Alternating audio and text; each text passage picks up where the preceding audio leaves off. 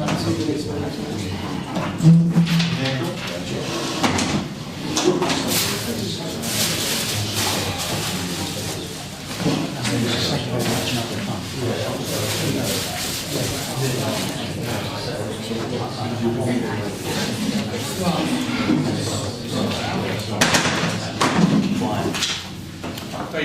we start, I'd just like to read this script out.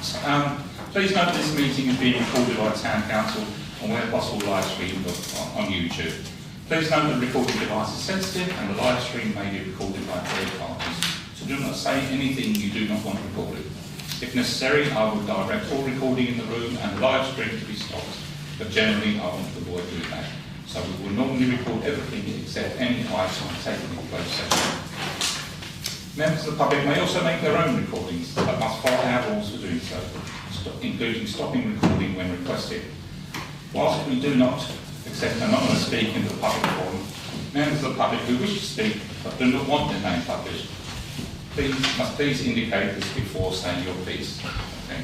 Thank you. Before we start the meeting, I've brought to our attention recently that a resident of our town, veteran of the Bill Gladden, who was 100 years old recently, died. So I think it'd be appropriate if we just have a minute's silence in memory of Bill. So if we could all stand with your able to.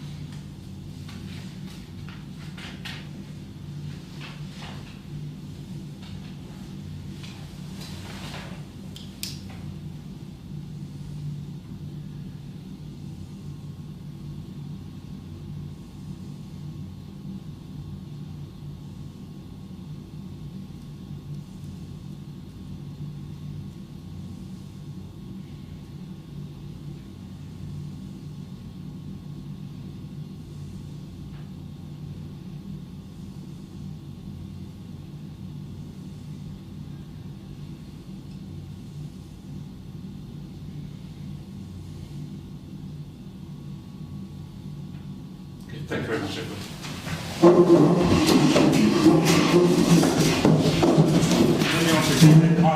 Apologies for absence. Chair, we have apologies from Councillor Andre, Councillor Davidson and Councillor Martin.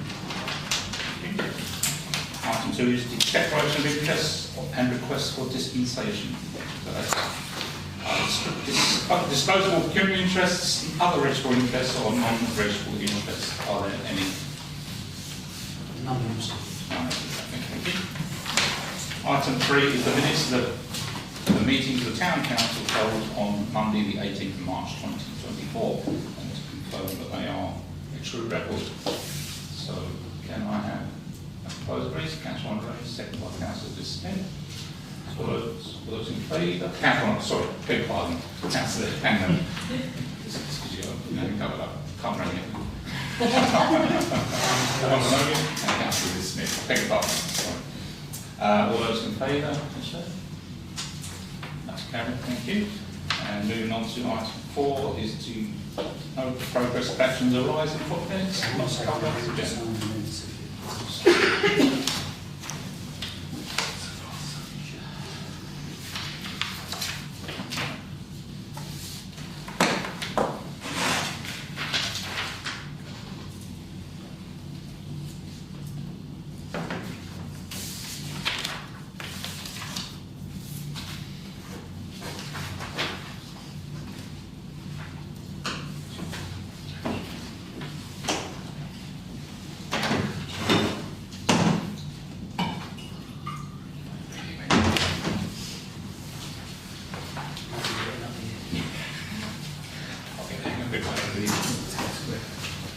So, as I was saying, item 4 is to note progress of actions arising from minutes not covered by this agenda. So item 5, nothing on there. Item 6, okay, there's nothing on there. Item 7, 118, there's something there. writing to the East Mountains, East Mountains Trust. Yeah, I haven't done that yet. Just it's no longer with the Science Festival.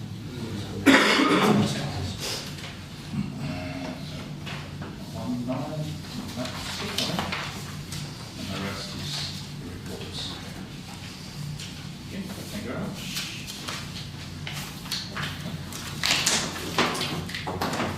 Item 5 is a review of standing orders and finance regulations.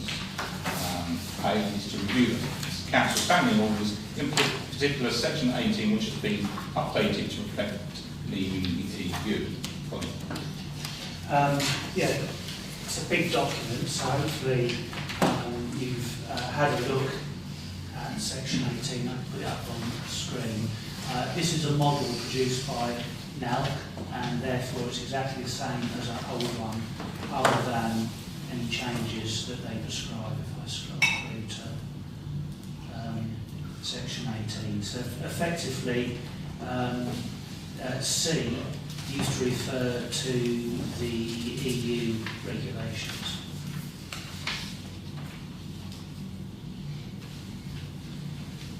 Is it just that one section? Yeah. So we need to vote on that? Yes. Accept those? Yeah, you need to adopt them. Okay. Can we do them together, or we have to be separate? Can I just ask, we've done no other changes? No. Okay, that's fine. I'll propose it if you don't mind. Are we doing just the one first, yeah? So it's Just first? first, Yeah, okay. So proposed by Councillor Bird, seconder, Councillor Brown. All those in favour? Yeah, that's it.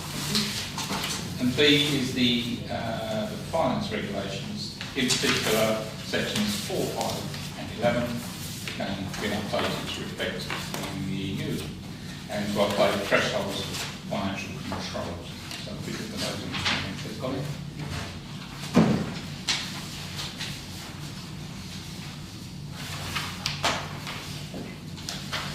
So if you could just tell us what the Okay, so the proposals are, as these haven't been updated, these numbers haven't been updated for about 4 years, and we'll know that prices are going up.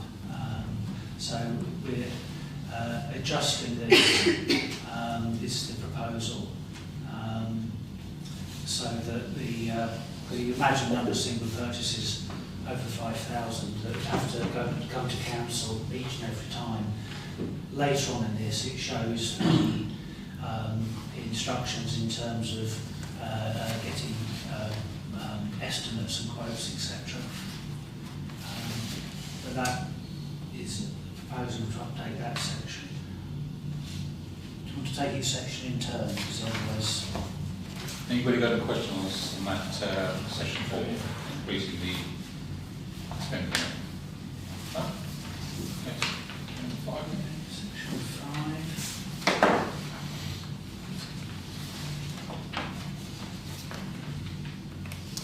So the change here,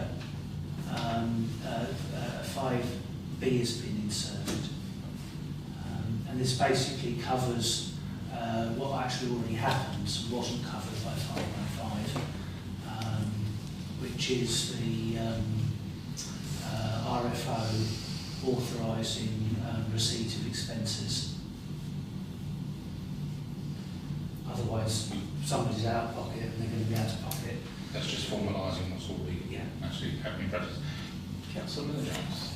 And is it supposed to say on behalf of the councillor, or should that say on behalf of the council? On behalf of the council, you're absolutely right. This wasn't So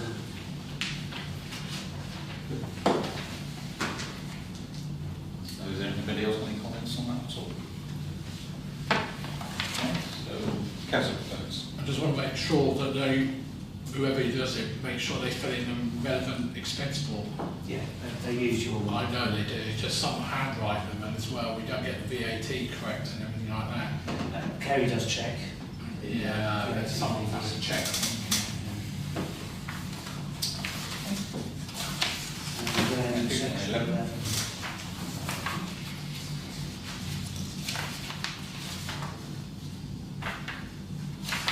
So here it's the contract value. Yeah, again, so this is the removal of the EU stuff. Although interestingly, they've left one in, which I don't really understand.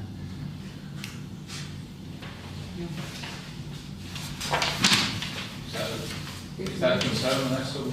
We need to take. Can we just take that out? Well, the settings may change from time to time, so that, yeah, so it says thresholds applicable as April 2024. So I don't quite understand that bit. But there is a review going on at the moment, so there's likely to be a new version come out very shortly. So as we're not actually intending doing anything that size, it doesn't really make a lot of difference to us at the moment. Yeah. Any questions on section 11? Okay, so through those changes to those three sections, proposal to set them. So I think that's all. Councillor Stinisham first, and Councillor Page second. All those in favour? That's carried unanimously. Thank you very much.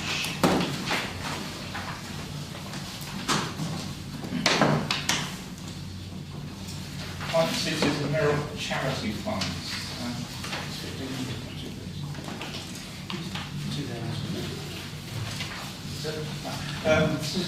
To agree requirement of 2,000 unspent Merrill allowance to Merrill Charity. Obviously it's there for me to sort of spend as I wish. I haven't spent it, I haven't needed to. So I would like to sort of use that money to go towards my charity good cause, because I haven't actually been able to organise any events this year to raise money. So I would like to do that. Councillor Burns. I propose, Mr. Mayor, very frugal of you. Thank you. Good. Councillor Smith. Just like what you just did. All those in favour? Thank you very much. I can vote against, there might be a question. So item 7 then is reports from the District and County Councils on issues pertinent to Haverhill and Public Forum. So A is the police report. We don't have a police report. I did actually have, was in a meeting with the Chief Constable the other day, and I did mention the fact that we used to get regular reports, and it's basically time restrictions and money is the reason why we don't get it anymore. I did ask, well, why can't we just have a few nice written report? Yeah, we'll see what happens there. Anybody else, any comments on this? Councillor Burns. Well, only that the government of the Constable's County spent the time issuing parish councils with, you know, as you say, bullet point reports would be very easy to do, especially with the new community policing teams available. You know, we don't have to have many here, which is very easy to have an extraordinary number of them on their teams. Yeah, I was invited to I think the same meeting you were probably invited to with the Chief Constable. Unfortunately, I had a hospital appointment, so I couldn't make it. Yeah, somebody else from Haverhill was there to support us anyway, so Mr. Wilson's in. Councillor, you're okay, yeah. Yes. And we did have the ops the other day as well, didn't we? This limited use, I would have thought, to what actually they did, but anyway, that's not a story. 7th day then is County Council's report. Now, you would have seen, hopefully, Councillor Mason's usual detailed reports. If you want to add anything to that? In light of the PCC elections this coming Thursday, there's some things that I probably don't want to overemphasise, try to keep it factual as much as possible. Some of the things that I feel I do want to reflect on, obviously, is the debacle with the Relief Road and the frustration that residents feel. The way that it's been explained to me is that the calling in of the bond would only lengthen the process by which the Relief Road would get completed. And there's a great source of frustration that actually this gas main should have been moved a number of years ago. And I don't think anyone was surprised, but they did apologise for some but as I said, that's not going to make it being finished any sooner. The other point is I'm getting quite a lot of correspondence from residents at the moment regarding speeding, for example, along Haverhill Road and Cleves Road. I'm interested in possibly how prevalent that is, but it's interesting that I'm beginning to get notified. So if you feel there are any hotspots in your area, please do let myself or David know. But I think I'll leave it there, Chair. The report stands there, but I'm happy to answer any questions. Thank you. Did you say Cleves Road? No. Is it Haverhill Road there? No, it was, what's one in the Strawberry Fields? Chivers. Chivers. Chivers Road, okay, I'm saying Cleves Road. No, I'm Chivers. aware of that going on. Lots of screeching and tires, that's another issue. Councillor Creaney. Yeah, firstly, High Street, I think it's really disappointing that the signage still hasn't been done. Especially like here as well, the no entry sign on Swan Lane isn't going to be restored. I think that's correct, isn't it? I think that's shocking that there was always a no entry sign there. When the bank was refurbished, it disappeared, and no one wants to put it back.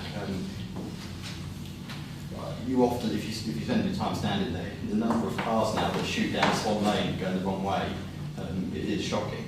And I think that's because it's not visual enough as you approach that road.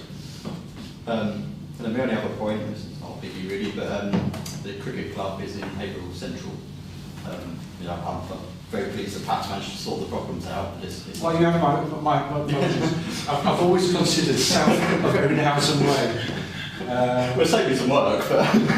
Oh wow, okay. It did move on, didn't it, from what we used to be doing in 2015. Yeah. Not done with any intent, thanks to the agreement.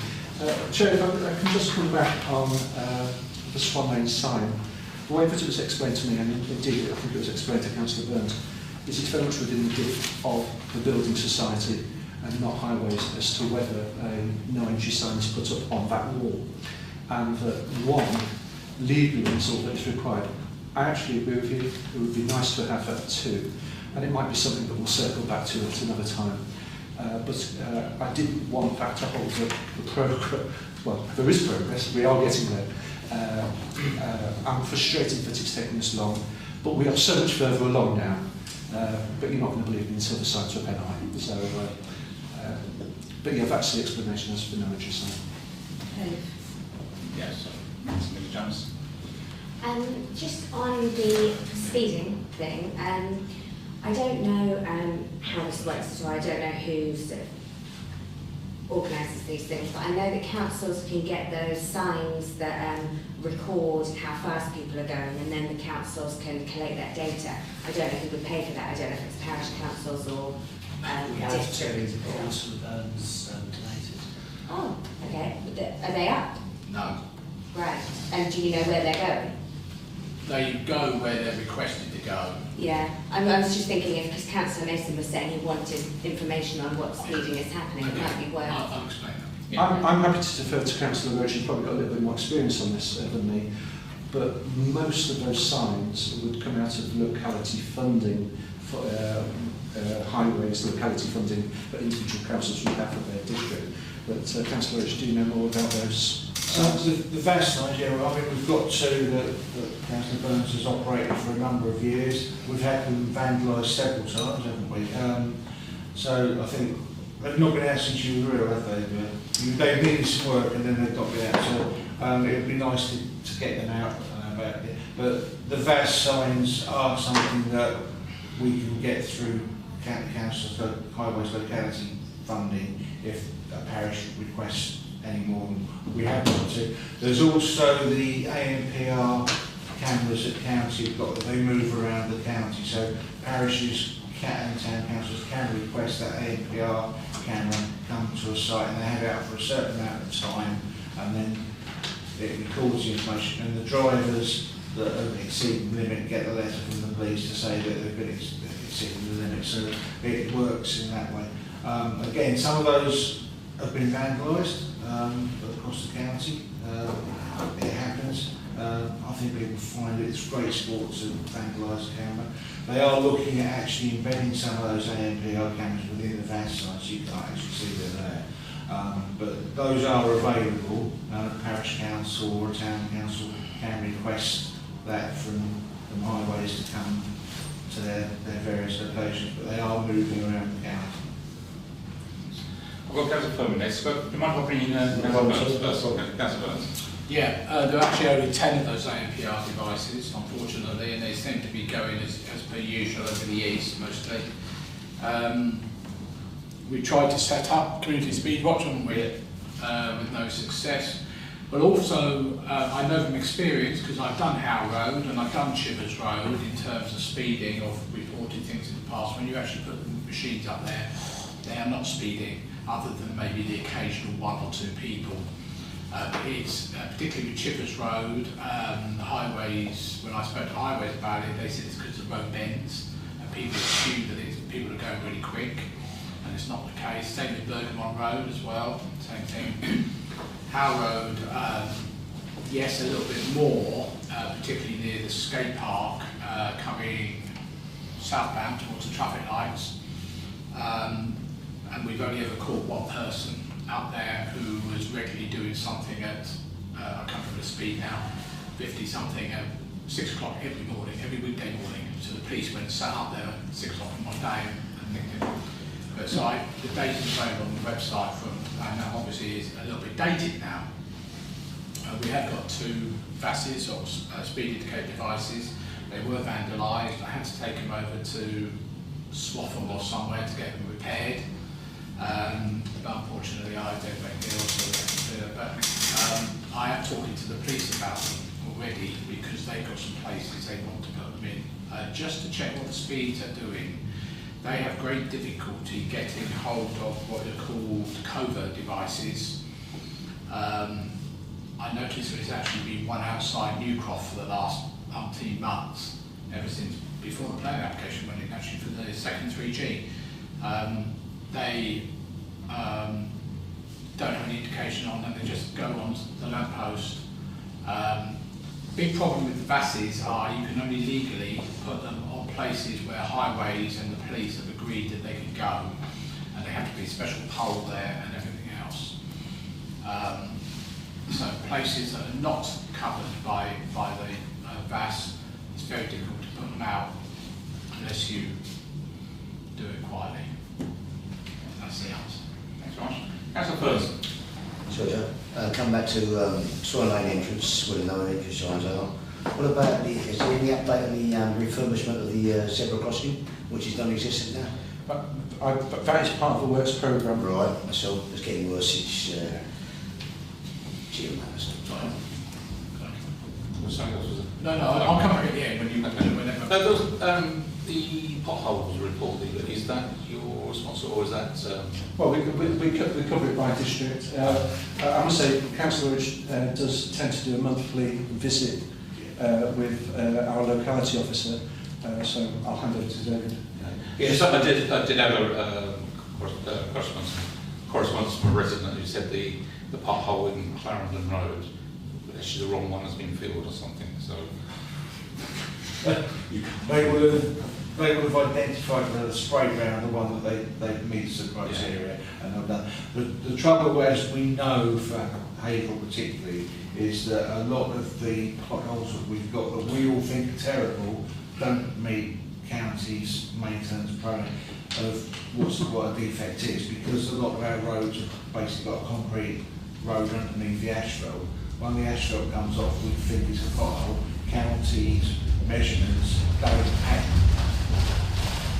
That's where we get potholes from. That's a traffic. So very often they don't meet the criteria. We have had some success in getting some of them done. There's a programme for doing some, so now North Road's going to get done up by the doctor, so just to get a full service really done. I've got the top end of Chalkston done, we're trying to get some of the other bits and pieces done. But it's not every month, but roughly every couple of months or whatever, I'll go out with the highways engineer and we have a ride around the whole of the patch. So I do the whole of Haverhill and Kennington. I've got to drive around, note stuff that hasn't been picked up, and that goes on top of what the engineers do when they do their surveys. So We don't obviously pick everything up because they're happening all the time. And very often the stuff that we think about don't meet the criteria. Much as I don't like the criteria that we've got, there's not really any way of changing it. So it's designed to just fix the really bad stuff quickly. The other stuff gets picked up on the maintenance programs and the field work program. So that's really, when it's a pothole, not a pothole, is frustrating. And then of course we've got the thing with Sturmer Arches where they came and fixed it and didn't fix it and came back to fix it again. So June is when we're going to get a proper resurface and the white lining done. I have said highways that pretty much across the whole of the town, all of the white lining needs doing, all of the mini roundabouts, all of the crossings, all need picking up again. So they have got the final radio, but I haven't got a day for getting that done. So it is progressive. Thank you. Would you come back on the Yeah, just really quickly, Clarendon Road is made famous by our resident Mr McDonough, who has campaigned strongly over the years for improvements to Clarendon Road. Any repair that has been done on Clarendon Road isn't part of this surface dressing programme. That will be done separately. It sounds like some sort of responsive fix, but clearly maybe not necessarily all of the defects were fixed. But no, Clarendon Road, Norton Road, in fact, the report that I provided covers one district. I'll speak with Councillor Rich earlier. Goes into the list for the other part, and we'll try and get that. We'll get that out. Okay, thank you. Councillor Burns? Oh, okay. Did you want to cover that? Or was it a county council problem? Yeah, okay. Going back to the Relief Road, I do agree. I disagree with you somewhere, because Suffolk and I keep mentioning this. County Council delayed the whole project by 3 years after the first spade was in the ground, when we got the first 10 metres of the Relief Road build to trigger the start. But for 18 months, the county sat on their plans and didn't do anything, and for 18 months, tree people couldn't decide where a tree was going to go. And that's what delayed a lot of it. And of course, then we got the gas board, or whatever they're called these days, which is how old I am, and water people, ambient water. The water may be 50 metres, not for that. So it's not all persimmons for. I mean, I think we've probably done quite a good job. The bond is not a, it's only 8-point-something million. It wouldn't cover the cost of the road anyway.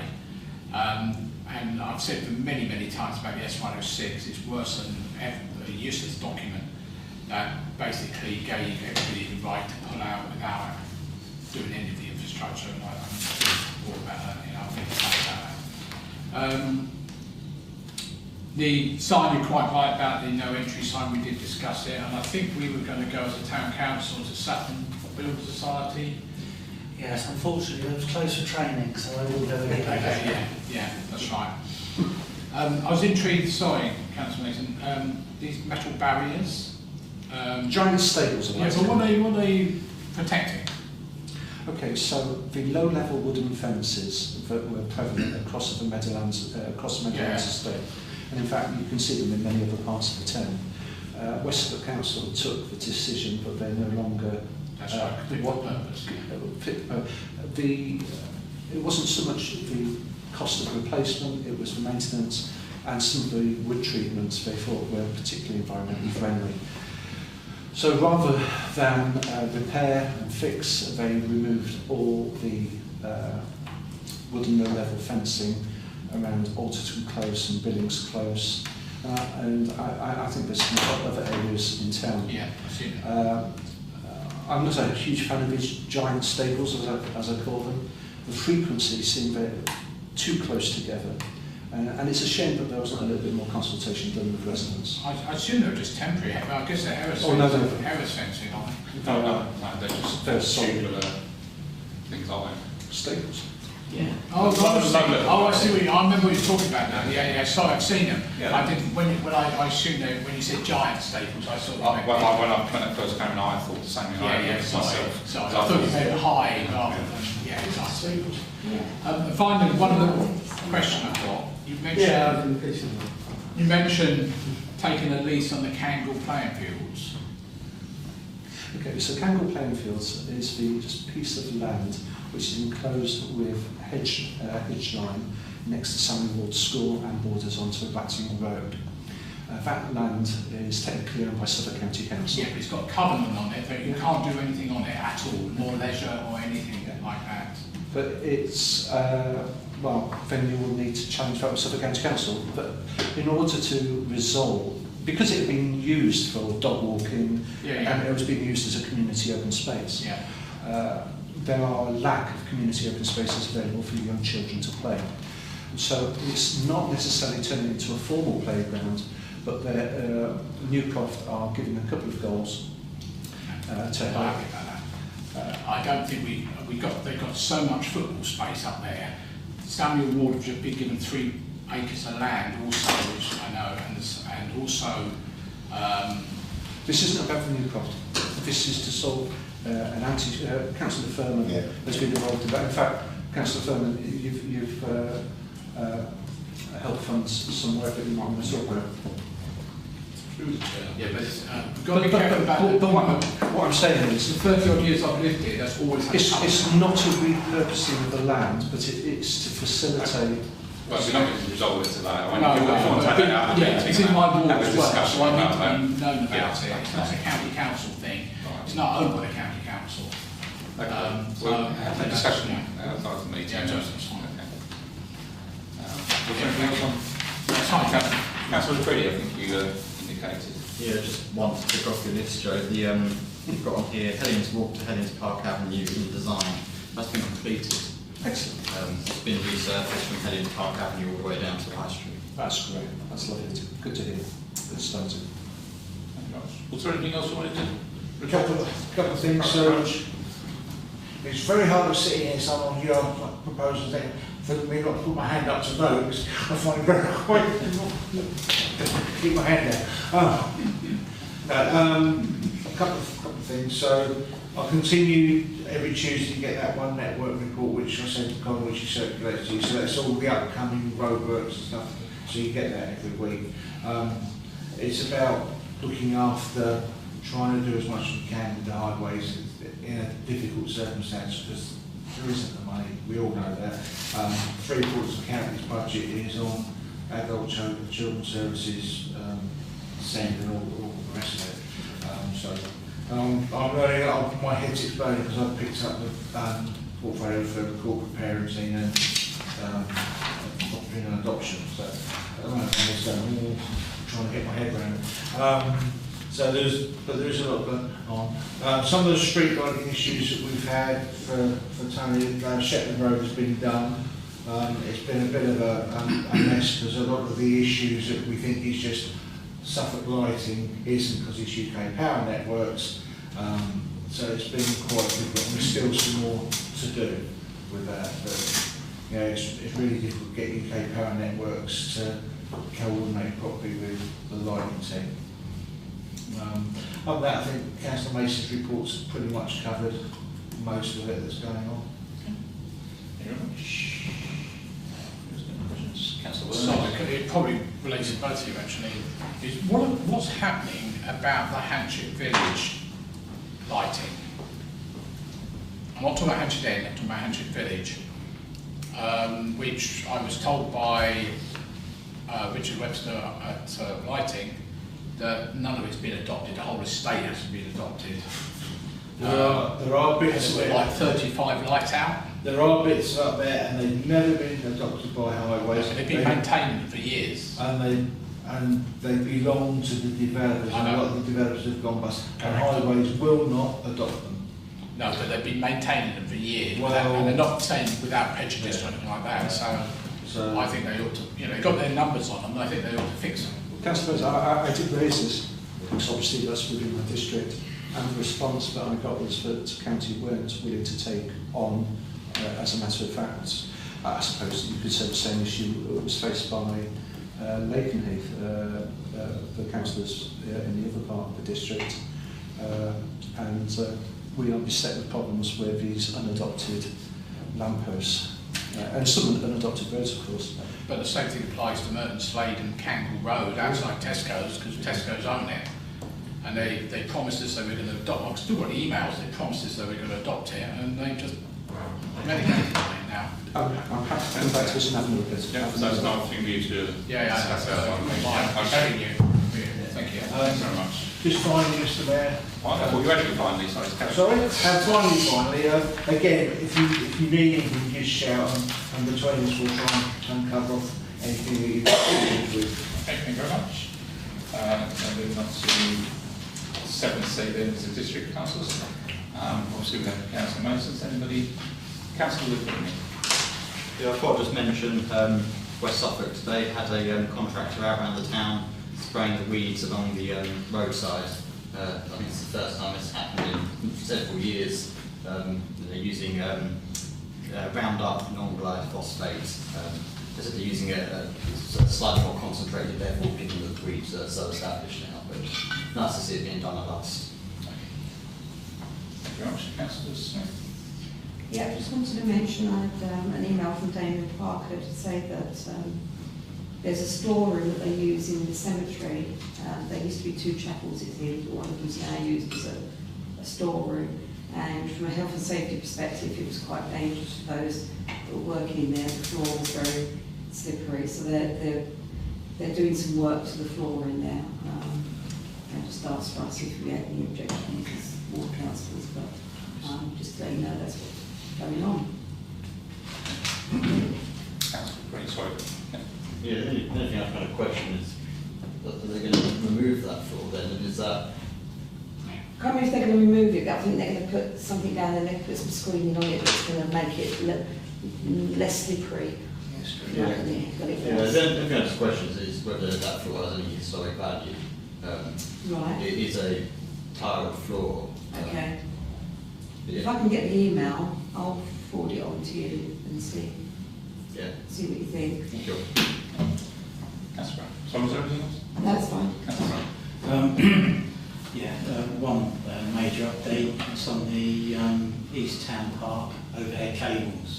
We've had final confirmation after a 10-year campaign to try and get rid of them, that they are going to actually put them under the ground. It's finally been resolved, and they're actually going to really go the full hog this time and put the cable under the Stourbrook, under the railway wall, and so the whole of it's going to be buried. So 10 years ago, I said it could possibly happen.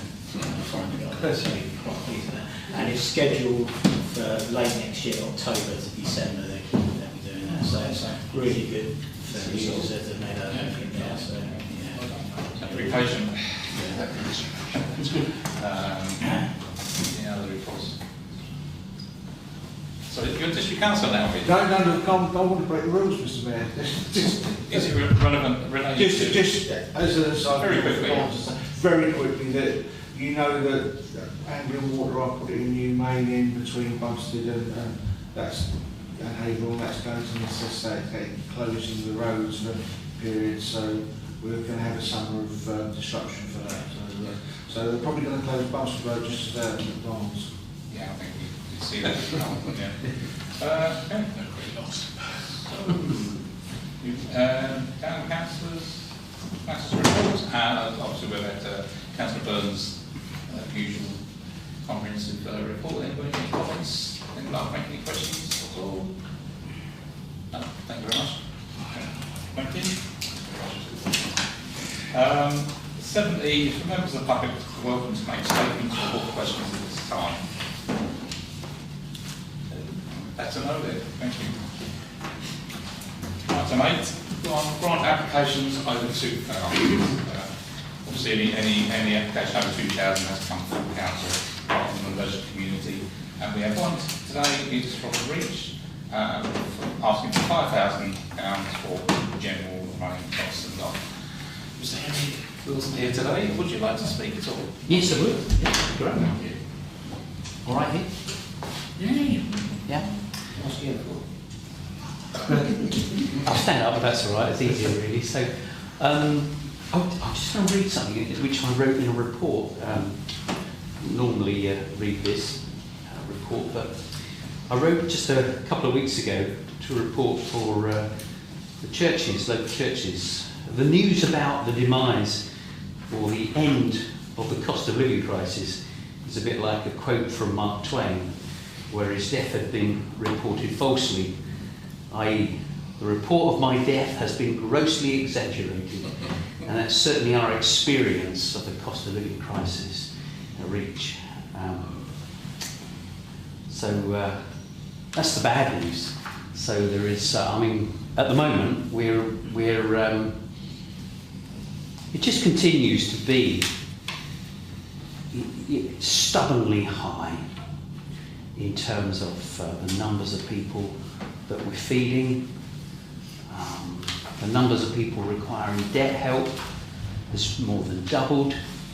Housing issues are one of the things that's really creeping up, which we're not necessarily particularly qualified for, but we'll advocate and push to actually do what we can for them.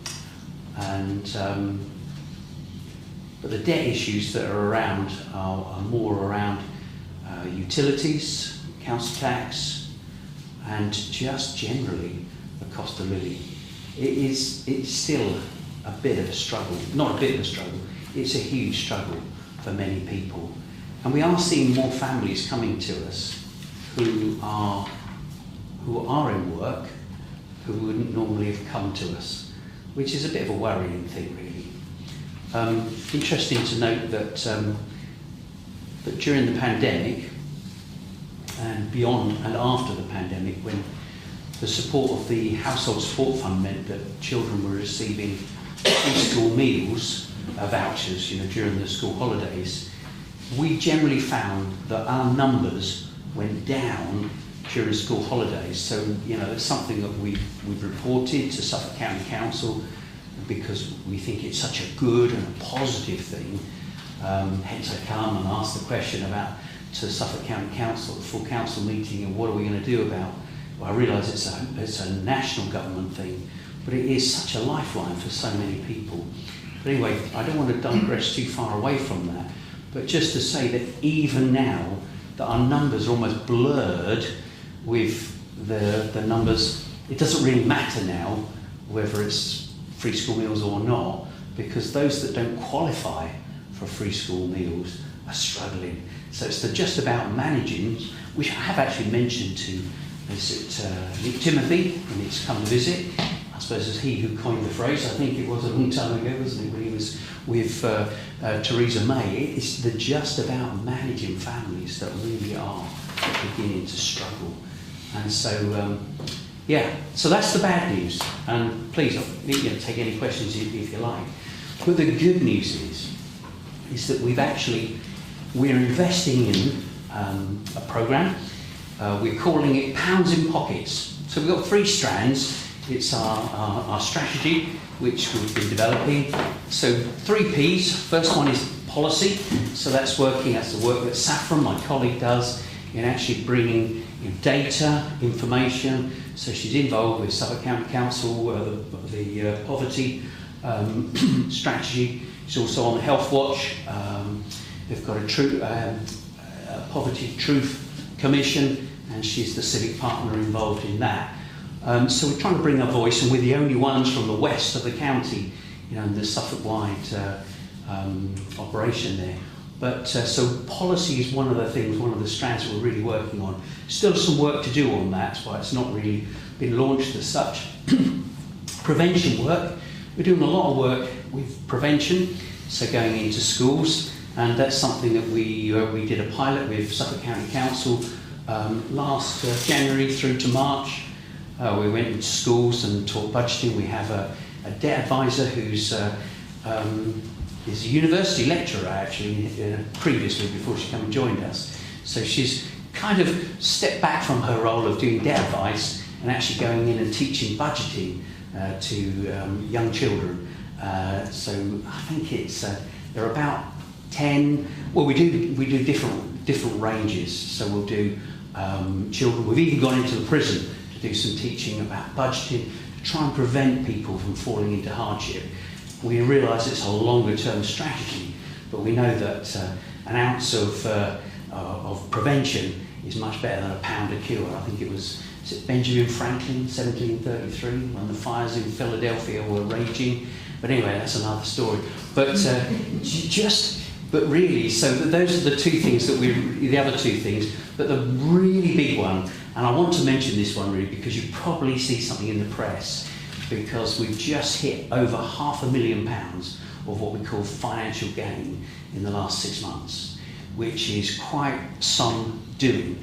We've really pushed our team, and we're investing in this, so we're taking on a new person to actually to work on what we call, it's really called income maximisation, but that sounds like wealth management for the poor. We don't want to go down that route. So we really are, it's about getting pounds in people's pockets, because our experience is that when people have got money in their pockets, they don't come to us. And we don't want anyone to suffer the indignity of needing to come to a food bank. And so that's one of the reasons we really are focusing on our pounds in pockets. Just in the last 6 months, with unclaimed benefits, I don't know if anybody knows what the or the estimate of unclaimed benefits in the UK last year. 19 billion pounds. Yes, we've well recorded. 19 billion pounds. Even 1.13 billion is child benefit. We have people in our locality who don't claim child benefit. That's a simple, quick win. We've got people who don't claim the right water. They're not on the right water tariffs. They're not on the right gas and electricity tariffs. All this really makes a difference. We've got people who are, and I know it could sound, because people who rent utility, like cookers and other bits and pieces, they're paying lots of money, and the local welfare assistance will enable us to buy, from Suffolk County Council, and enable us to buy the item. They can save like £30 a month. Now that's massive for some of the families. So we're doing all of that to try and almost squeeze, if you like, we've got to squeeze a little bit more every drop out, because it really is making a difference. And like I say, £285,000 of unclaimed benefits we've recovered in the last 6 months. And we just, it beggars belief, and you think, this is just Haverhill. Yes, it's the surrounding area as well where we're doing this, but it just thinks, and these folks are eligible. I could tell you stories. One old chap who's a roofer, and so he's working on roofs. He got ill and no longer able to work, and he's really struggling to pay his rent. He's living, sheltered accommodation, and he's paying his council tax. And when we went to see him, he didn't know he was eligible to claim council tax support. And so with the additional support we managed to get him, it's £175 a month. So in that 285,000, obviously it's 175 times by 12. That's how you come up with that figure, by the way, and it's an industry standard. But like I say, that's the difference that it can really make for someone's life. They're no longer at risk of losing their home. They're £175 a month better off, and they didn't even know they're eligible. So we'll be at these events that are going on this summer, waving the banner that says, just get in touch, because you may be eligible. And like I say, it may be £10 a week, £10 a month, £30.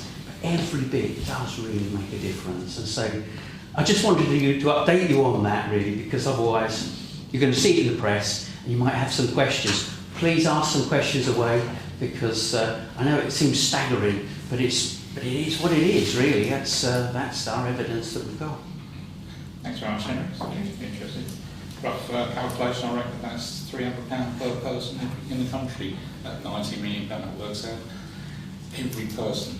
There you go. You mentioned about financial gain, £500,000, just on your... Well, let me just explain it also. Paid from this 211,000. Well, the latest figures, because with the closed cases, so this is some so an updated information meant it was 285.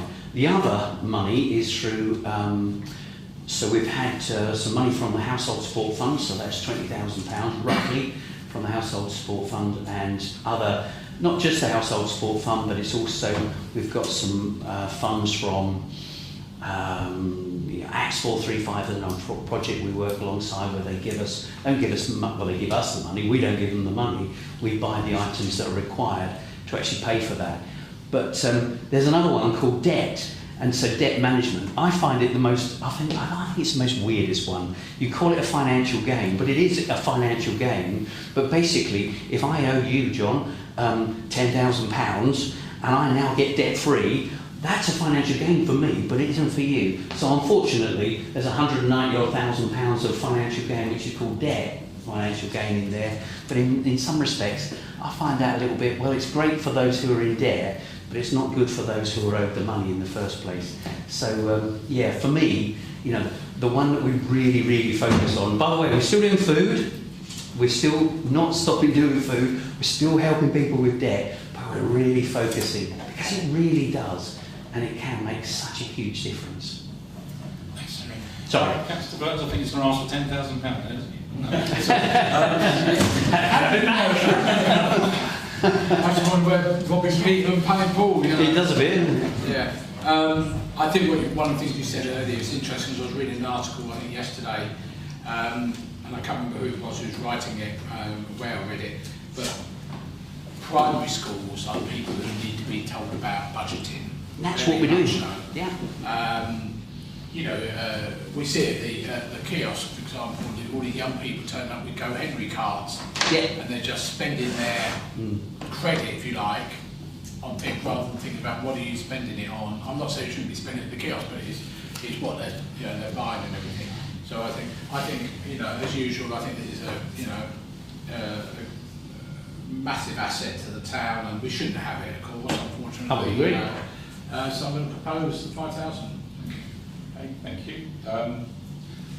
Take the second of first. Do you want to, sorry, Janet, did you want to second I wanted that? to second, yeah. Yeah, okay. Do you want to speak as well, Ivy? Yeah, all I wanted to say, I was going to propose, I just wanted to say that thank you again for the work you do, it's invaluable, and that was it really, just that it's, I think, the most important thing, and yeah, I'm very happy to second.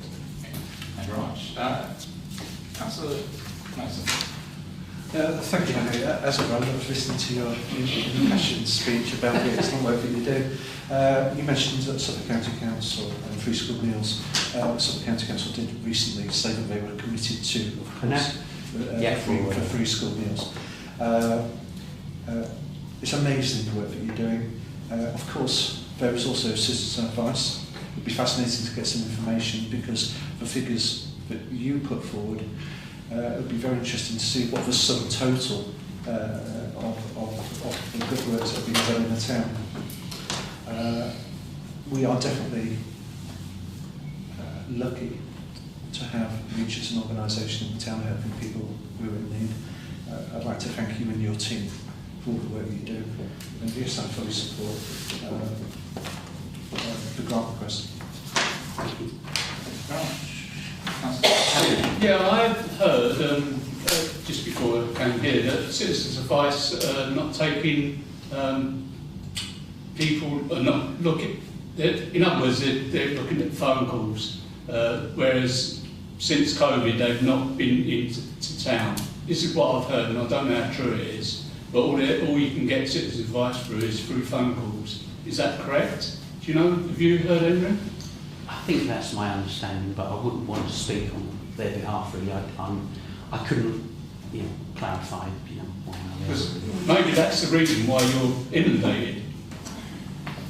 Well, they may well be too, really. So it's, I mean, what they do is really invaluable. I mean, ours is much more intense, and so we will go into people's homes. And I've said this to Carol, you know, the equivalent of myself. You know, we couldn't do what we do without the citizens' advice. So it's, right. yeah. So it's, there is a lot needed out there.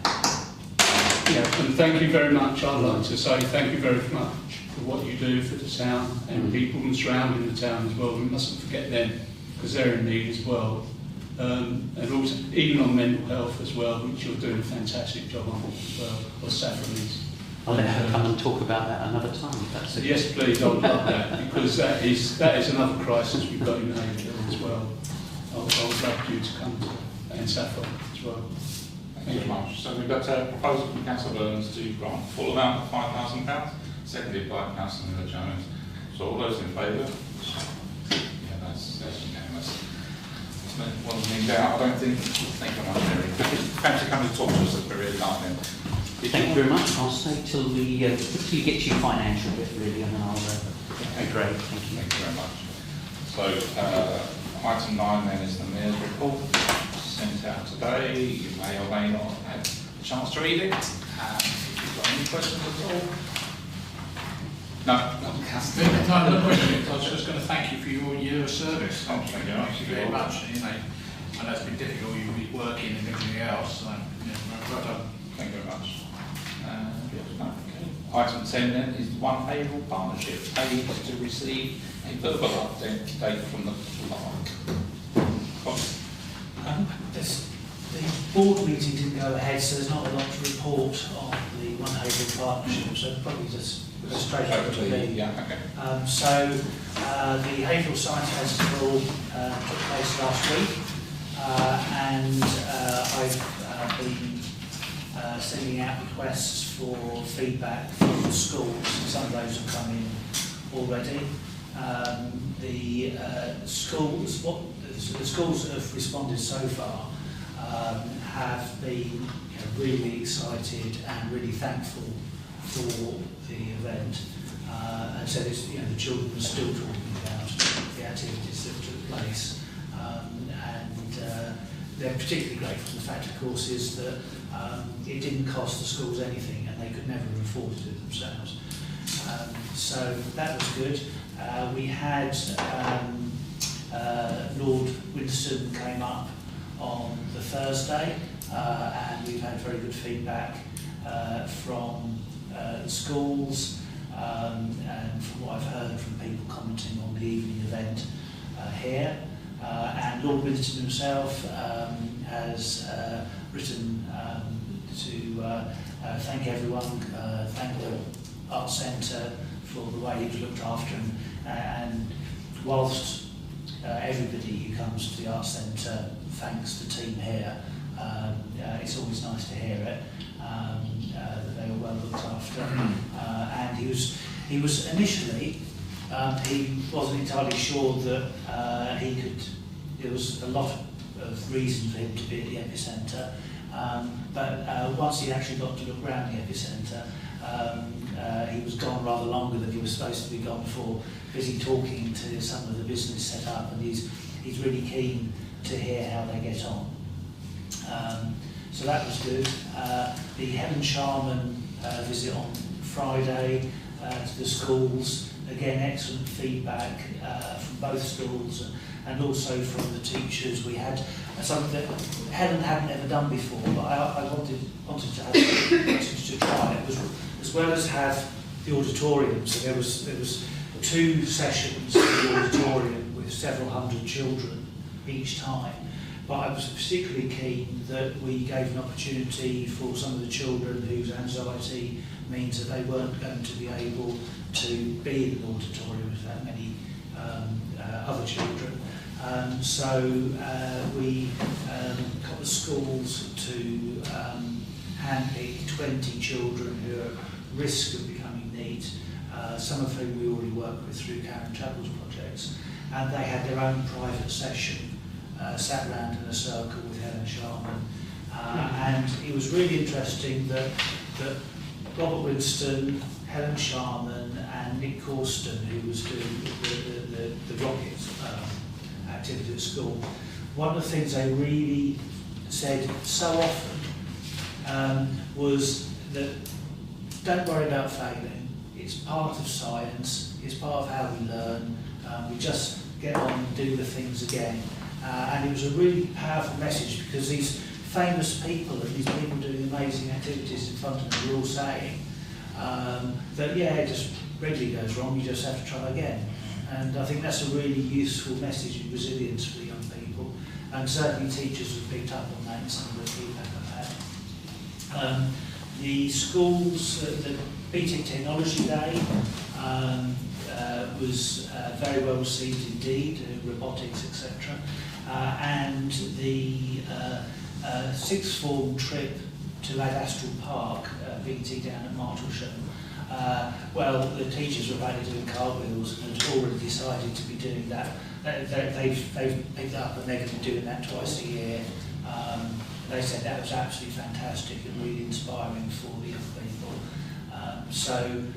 Yeah, what we've been getting back has been really, really good. The final part of it was down in East Town Park.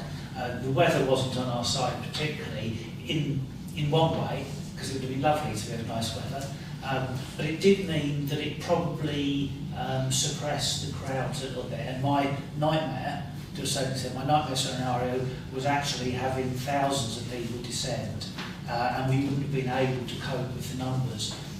We got hundreds of people, and that meant that there was very little queuing. People could get on and do all of the activities, but all the activities were really busy, certainly particularly through the afternoon. And it was interesting talking to some of the parents who were saying their children had come home from school having taken part in one of the science activities that we funded, and absolutely insisted there's only one place they want to go that Saturday. They want to go down to East Town Park because they want to show their parents all the stuff that they were doing.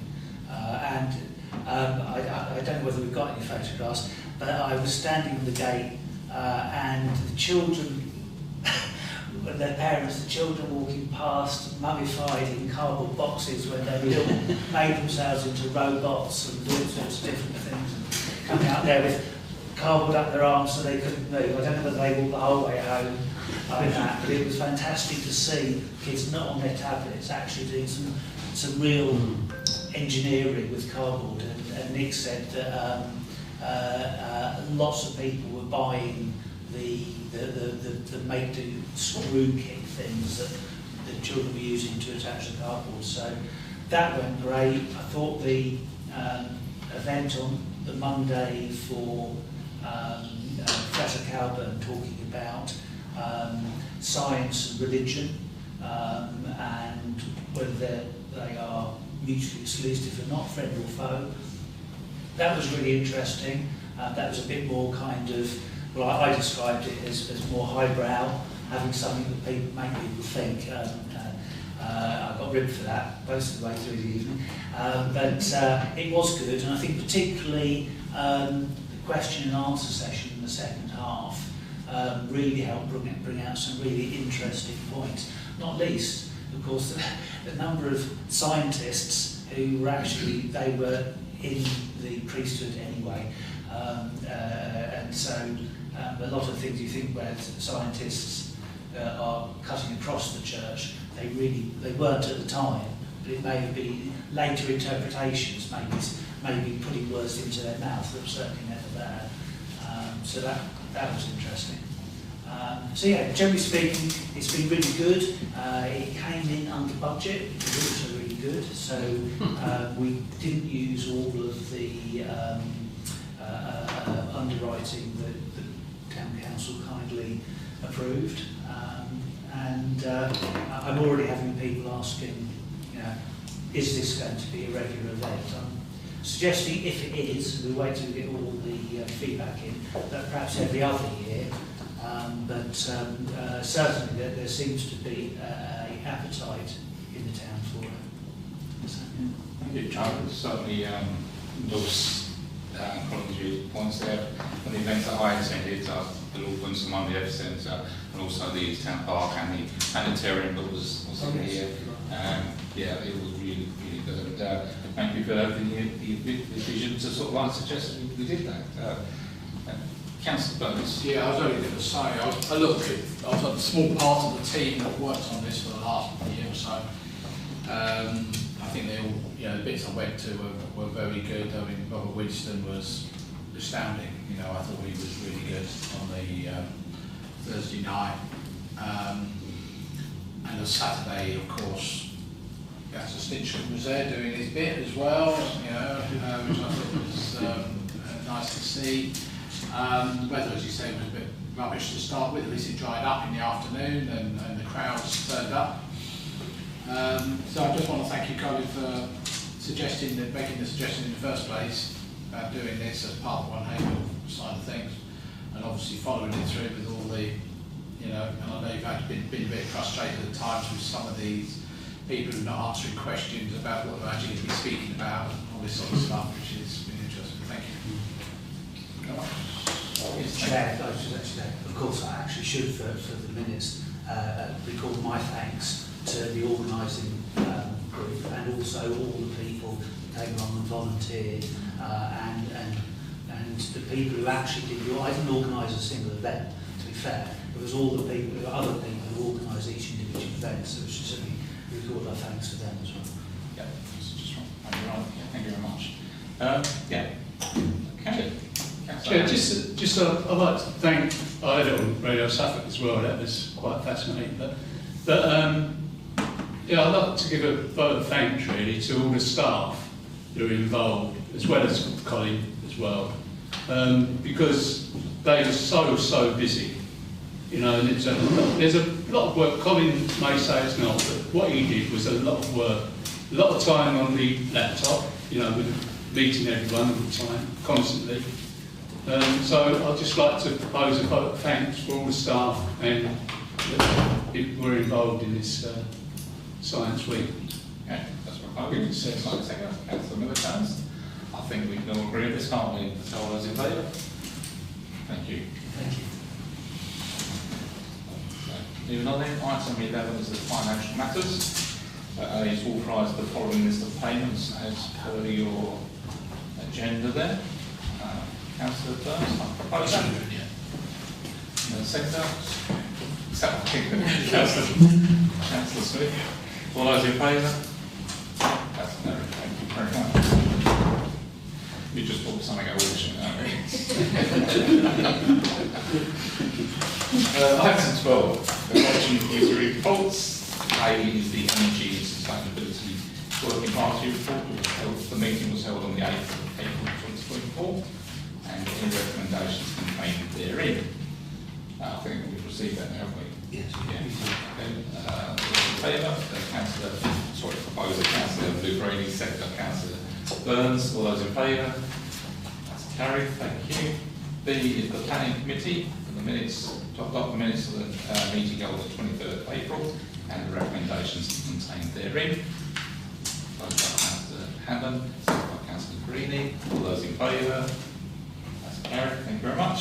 And C is to note the Planning Committee will, as an exception, meet by video conference at 8 PM on the 20th of May as a working party, as West Suffolk Council have arranged a training session for councillors which clashed with our meeting.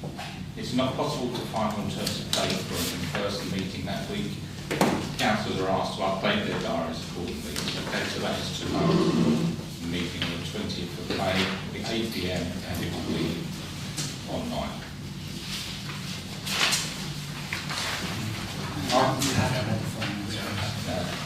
We haven't had the minutes, so we'll pass on indeed. Right. 13, no action to be taken on delegated accounts. No. Item 14, to receive any urgent correspondence. No. And item 15 is the date of the next meetings. It's to note that May is a busy council month, including the annual town meeting on Monday the 13th of May 2024. That's at 7 PM. The annual meeting of the Town Council follows the town meeting, and members are asked to note that the election of the Mayor for 2024-25 takes place at this meeting. Leisure Committee to 14th of May 2024, commencing at 7 PM.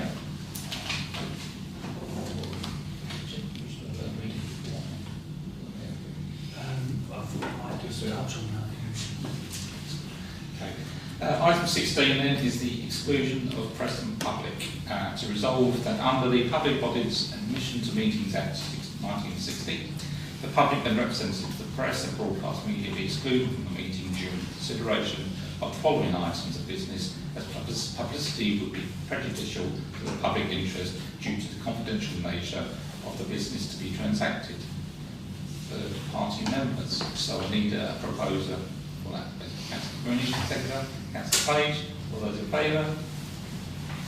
That's carried. So thank you very much. Thank you. Thank you. There's nothing. So, was there a camera first? Yeah. Sorry, can you put the camera first? Yeah, sorry, yeah. So I wasn't